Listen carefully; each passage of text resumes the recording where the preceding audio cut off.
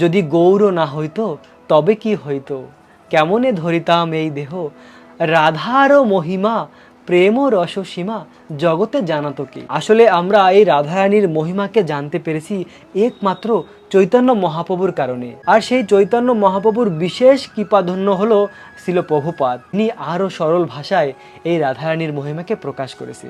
এই গ্রামের প্রতিটি বস্তু চিন্ময়, রাধারানী নিজের হাতে সাজিয়েছে। তাই আপনারা সকলে হৃদয় থেকে রমণীর শিরোমণি রাধারানীর কাছে প্রার্থনা করুন, আপনার কৃপা বর্ষিত করুন। হে রাধারানী, আপনি হলেন পরম করুণাময়ী।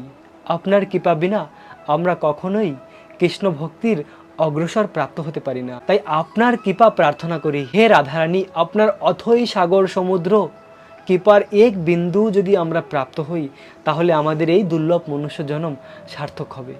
এভাবে রাধারানীর কাছে আপনারা হৃদয়